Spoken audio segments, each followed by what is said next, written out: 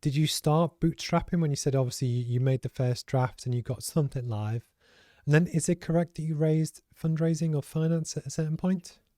Yeah, so the first draft was like super hacky. Like I think I made it in about 6 hours, 7 hours. And I've got a screenshot somewhere. It looked horrendous. We kind of polished it a bit, made the second version of the app, which is the one we did the steps challenges for companies.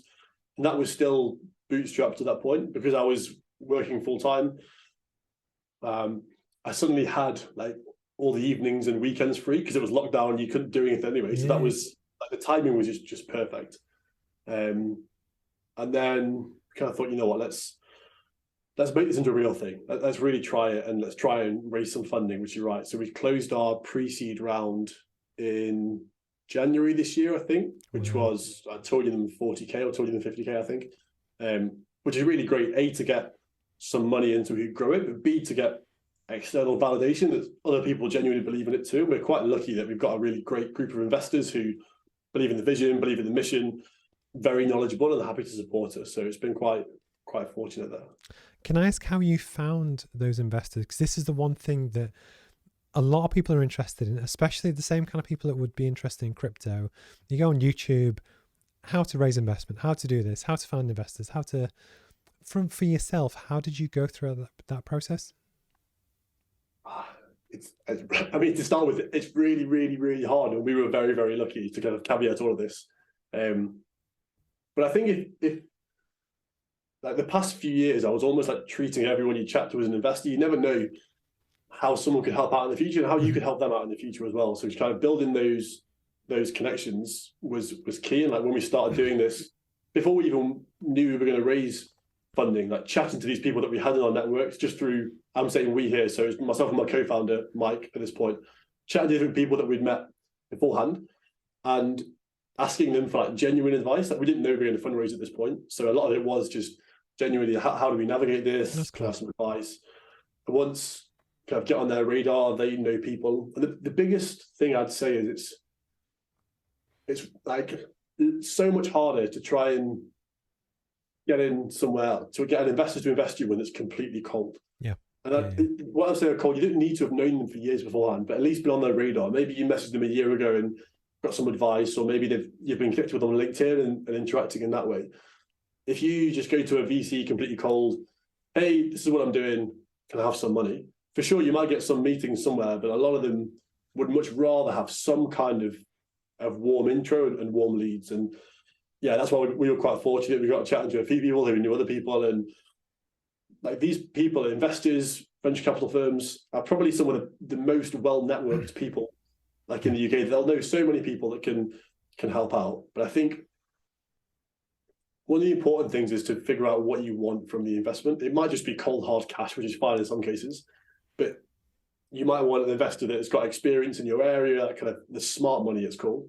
You might want a venture capital firm that just focuses on ed tech or something in that kind of space, and figuring that out first and starting to have those chats. But I think the main thing is that whatever you're asking for an investment for, no one's ever going to believe in it as much as you believe in it. And if you don't believe in it that much, they're not going to believe that much either. So making sure it's something that you're behind, that you genuinely see the future in, you can convey that quite succinctly to someone else and bring them on the journey with you would be my advice. Make sure you believe in it fully before you go after funding. Did you have, because the one thing in some of the early chats I've had, people are like, okay, what are your metrics? What's your revenue? What's your monthly growth rate? And da-da-da. How much of that did you have, or you were still for kind of pre-revenue idea stage? So we had revenue. We didn't have loads of revenue. We had some revenue. But what we did have was quite good validation that like all of our traffic was organic. We managed to grow the app, like the Challenges app, to about 20,000 users organically. Wow. And we managed to work with companies like Capital One, Brewing Dolphin, Dell, Mind, some regiments of the army, and a few big names that just could have, during COVID, they really wanted something they could use. And did they find you, or did you find them?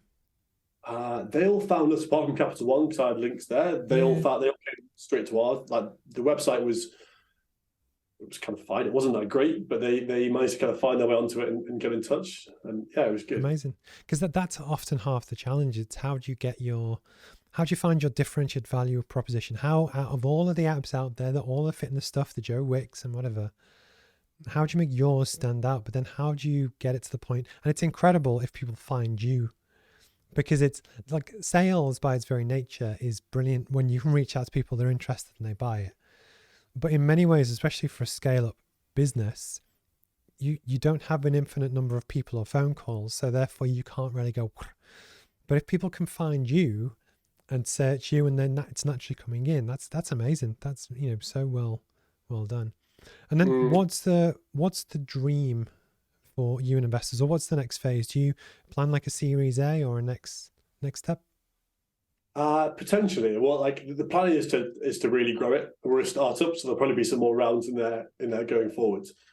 We built out this new employee wellbeing platform and did a bit of a soft launch of it last month. And so now I love how this is like current. This is the way it should be, by the way.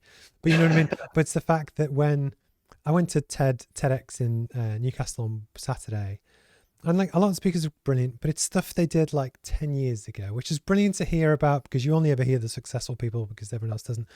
What I love is hearing people that, oh yeah, we did this today. We did that last week, because that people resonate with that, because hopefully, because this goes on YouTube, in 5-10 years time, you'll be able to look back and be like, oh yeah, see when I was in my spare bedroom with basketball. So sorry, but the point is, I love that what you're doing is like now or this month or last month or whichever.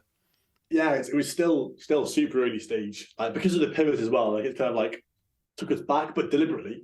So yeah, the platform was like a soft launch last month. We're now getting companies like signed up and using it and trying to get all that feedback, because it's only startup that are trying to do things a little bit differently. The main goal isn't to get to profit straight away, at least in our mind. The main goal is to try and get product market fit. So what you want is loads of feedback, talk to everyone, hopefully get good reviews and figure out where that path takes you. So the next 6 or so months for us is just getting companies using the platform, getting their feedback and figuring out what we can do differently, what we should keep, and how we build from there. That's cool. Because I guess that is an easier sales message, because you're not pushing the sales bit where there's a barrier where people are like, it's just saying, look, this is what we're doing. Can we get some feedback? Is it good? What would you like that we did? What doesn't work? And, people always love to share their opinion. Does that make sense? I completely agree with you. Completely agree. And it's so useful with any kind of like business. Like right now, my mindset is I would rather go on a sales call and someone give me a no with a really valid reason and articulate it, and someone say yeah and just sign up. Because if it's like a smaller, like the yeah is a bit of money right now. Yeah. That yes doesn't then help you get more if there is a reason there that's secretly thinking but didn't share with you. Mm-hmm. So that I kind of phrase when I'm jumping on calls with people, I kind of say it in the emails. It helps get the call as well. Like say right now we're a startup, and no with a reason is just as valuable as a yes. So don't feel bad either way. That's such a good line, by the way. No with a reason is more valuable than yes. That's gold. You should have that as a plaque on your wall. I might even use that for version 3 of the road. Honestly, that's ace, because it's so true. Yeah, it helps you as a founder or a business owner get used to hearing no. But it's way more valuable to hear that. And people find it really hard to say no. Like we're humans. Going back to the whole, you don't want to offend someone. Yeah, if you reject someone, you offend someone, maybe you're kicked out of the tribe. So I think setting the stage by letting them know it's okay to say no. In fact, I quite like you to say no here. Get us out of like that honest feedback that, like we'll have calls with some kind of like really fantastic people. Yeah, love the platform, love it, absolutely love it. End of the call, there's nothing. And part of the reason is there was a reason in the back of the mind. They didn't want to use it or it didn't fit their needs. They didn't want to share it because they didn't want to a passionate founder's feelings about his platform. So just setting the stage, saying, listen, I'd love you to say no and give me a reason, and please try and find something if you can, is super useful.